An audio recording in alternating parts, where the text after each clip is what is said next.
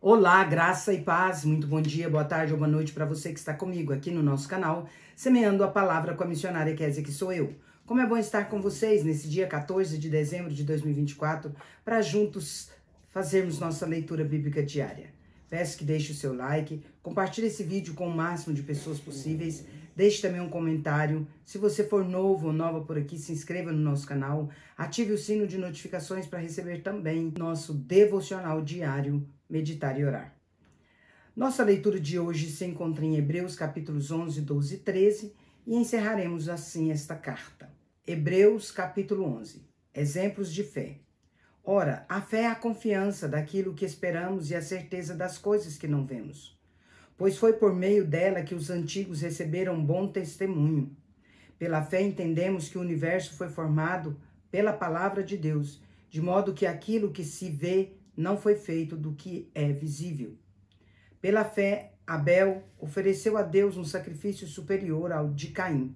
Pela fé, ele foi reconhecido como justo quando Deus aprovou as ofertas dele. Embora esteja morto, por meio da fé, ainda fala. Pela fé, Enoque foi levado de modo que não experimentou a morte, e já não foi encontrado, pois Deus o havia levado.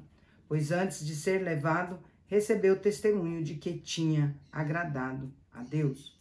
Sem fé é impossível agradar a Deus, pois quem dele se aproxima precisa crer que ele existe e que recompensa aqueles que o buscam.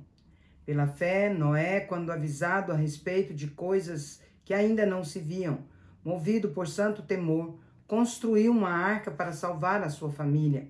Por meio da fé, ele condenou o mundo e tornou-se herdeiro da justiça que é segundo a fé.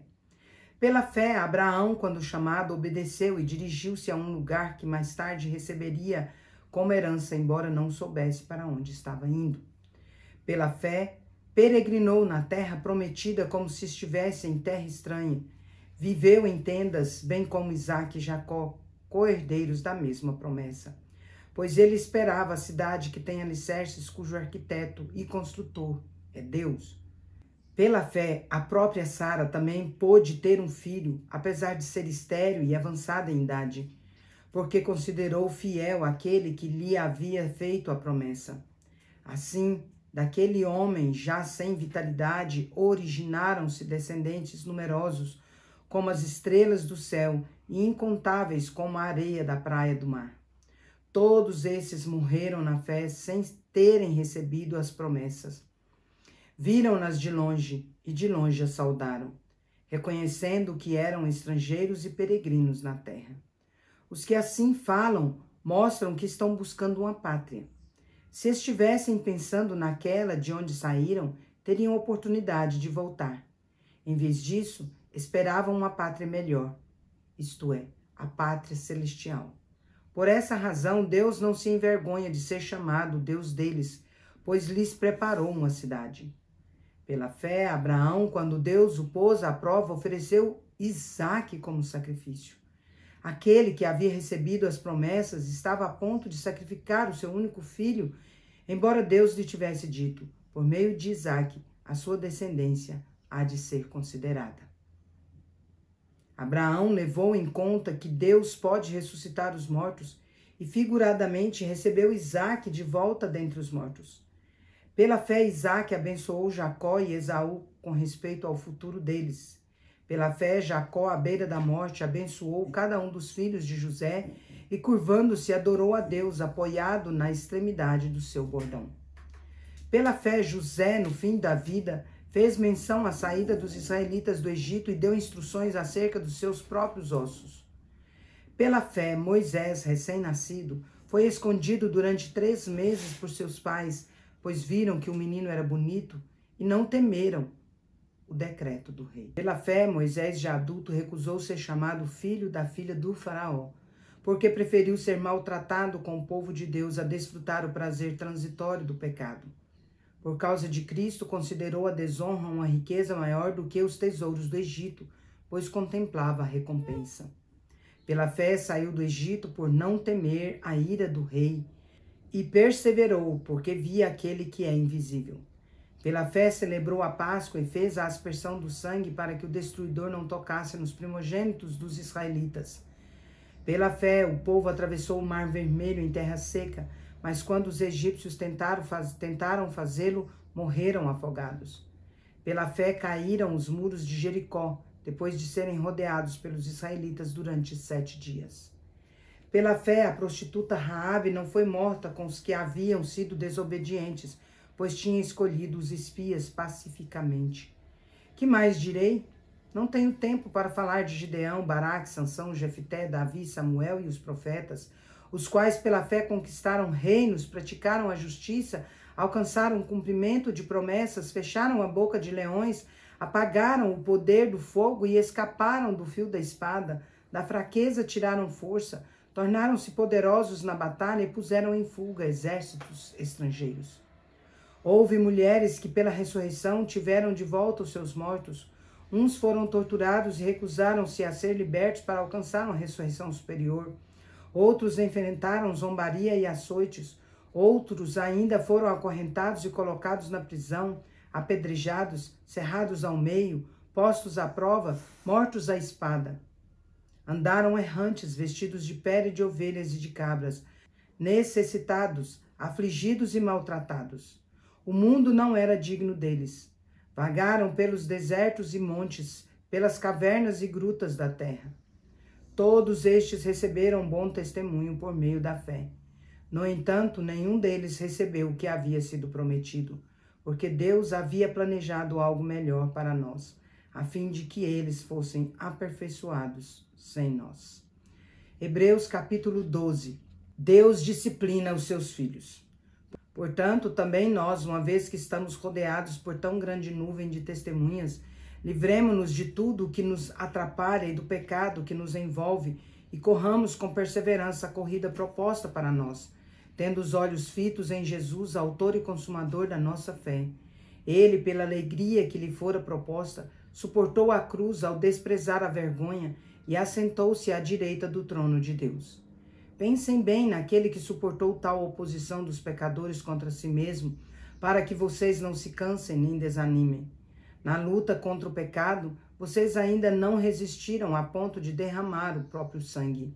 Vocês se esqueceram da palavra de ânimo que ele dirige a vocês como a filhos.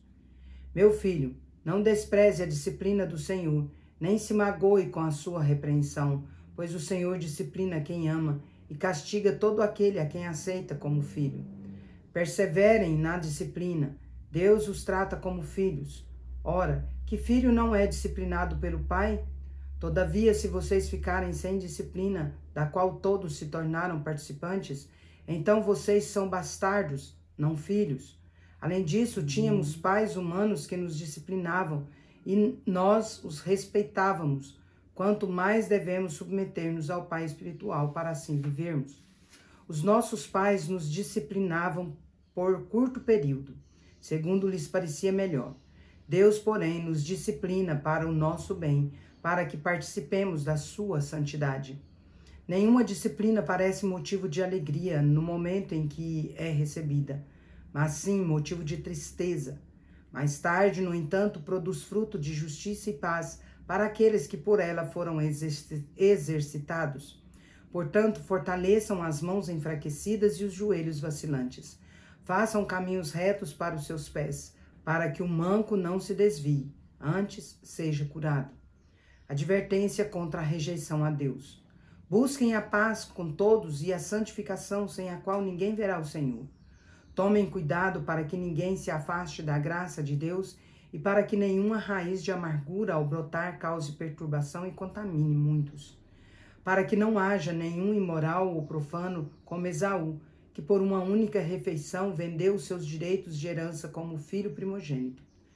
Como vocês sabem, ele foi rejeitado posteriormente quando quis herdar essa bênção, porque não encontrou lugar para arrependimento, embora a buscasse com lágrimas. Vocês não chegaram ao monte que se podia tocar e que estava em chamas, nem as trevas, nem a escuridão, nem a tempestade, nem ao soar da trombeta, nem ao som de palavras tais que os ouvintes rogaram que nada mais lhes fosse dito, porque não podiam suportar o que lhes estava sendo ordenado. Até um animal se tocar no monte deve ser apedrejado. O espetáculo era tão apavorante que Moisés disse: "Estou trêmulo de medo." Vocês, porém, chegaram ao monte Sião, à Jerusalém celestial, à cidade do Deus vivo. Chegaram aos milhares de anjos em alegre reunião, à igreja dos primogênitos, cujos nomes estão escritos nos céus. Vocês chegaram a Deus, o juiz de todos os homens, ao Espírito dos justos que foram aperfeiçoados, a Jesus, o mediador de uma nova aliança, e ao sangue aspergido que fala melhor do que o sangue de Abel. Tomem cuidado para não rejeitarem aquele que fala, pois como não escaparam os que se recusaram a ouvir quem os advertia na terra, muito menos nós, se rejeitarmos aquele que nos adverte dos céus. A voz dele, naquela ocasião, abalou a terra, mas agora promete: uma vez mais abalarei, não apenas a terra, mas também o céu. As palavras, uma vez mais, indicam a remoção das coisas mutáveis, isto é, das coisas criadas, de forma que permaneça o que é inabalável. Portanto, já que estamos recebendo um reino inabalável, sejamos agradecidos e assim adoremos a Deus de modo aceitável, com reverência e temor, pois o nosso Deus é fogo consumidor. Hebreus capítulo 13, exortações finais. Seja constante o amor fraternal.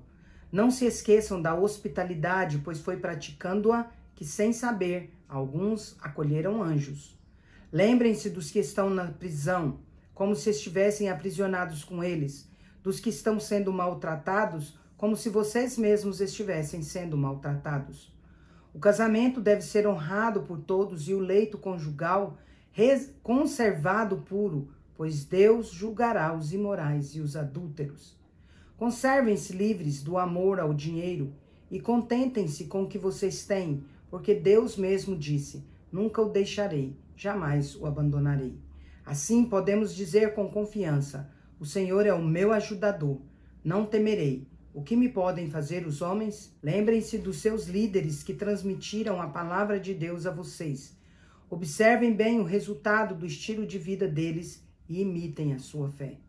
Jesus Cristo é o mesmo ontem, hoje e para sempre.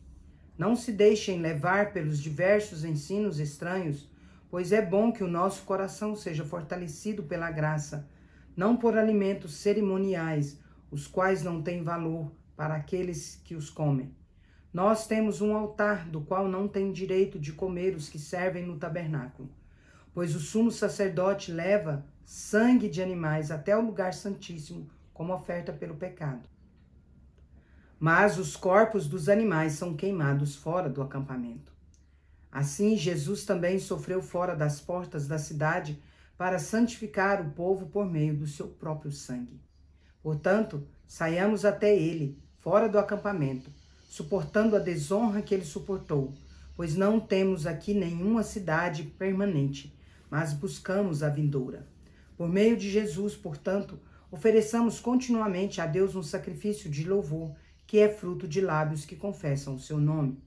Não se esqueçam de fazer o bem e de compartilhar com os outros o que vocês têm, pois Deus se agrada de tais sacrifícios. Obedeçam aos seus líderes e sejam submissos a eles, pois cuidam de vocês como quem deve prestar contas. Obedeçam-lhes para que eles cuidem de vocês com alegria, não com descontentamento. Caso contrário, isso não será proveitoso para vocês. Orem por nós. Estamos certos de que temos a consciência tranquila e desejamos viver de maneira honrosa em tudo. Particularmente, peço que orem para que eu seja restituído a vocês em breve. Ora, o Deus da paz, pelo sangue da aliança eterna, trouxe de volta dentre os mortos o nosso Senhor Jesus, o grande pastor das ovelhas. Que ele aperfeiçoe vocês em todo bem, para fazerem a vontade dele e operem em nós o que lhe é agradável por meio de Jesus Cristo, a quem seja a glória pelos séculos dos séculos. Amém. Irmãos, peço que suportem a minha palavra de exortação, na verdade, o que eu escrevi é pouco. Quero que saibam que o nosso irmão Timóteo foi posto em liberdade. Se ele chegar logo, irei ver vocês com ele. Saúdem todos os seus líderes e todos os santos, os da Itália, enviam saudações. A graça seja com todos vocês. Encerramos nossa leitura por hoje. E não há salvação em nenhum outro, pois abaixo do céu não existe nenhum outro nome dado entre os homens pelo qual importa que sejamos salvos. Atos capítulo 4, versículo 12. Agora vamos comigo ali parabenizar os aniversariantes de hoje. Bora lá. Parabéns e feliz aniversário para você que está completando mais um ano de vida nesse dia 14 de dezembro de 2024. Parabéns aos casais completando mais um ano de casados e parabéns também aos bebezinhos completando mais um mês de vida. Meus parabéns especial vai para o Aguinaldo Antônio lá em Mineiros, Goiás, aqui em Mineiros, né, Goiás, e para a Bianca Calister lá em Andradina, São Paulo. Que Deus abençoe grandemente a vida de vocês. Quero orar por vocês. Vamos orar. Pai de amor, em nome de Jesus, sou grata ao Senhor por conceder ao Aguinaldo e à Bianca mais um ano de vida, Pai. Agradeço também por conceder aos casais, aos bebezinhos, a bênção deste dia ser para eles um dia especial. Também aos demais aniversariantes. Rogo as ricas bênçãos do Senhor sobre cada um dos aniversariantes, dos casais e dos bebezinhos. Bênçãos de amor, de paz, de alegria, de contentamento, de sabedoria, de harmonia, de saúde e prosperidade, de muitas felicidades e muitos anos de vida. Rogo ainda que a boa, agradável e perfeita vontade do Senhor se cumpra na vida de cada um, em nome de Jesus. Amém. É isso aí, meus queridos e queridas. Deus é justo e bom. Vamos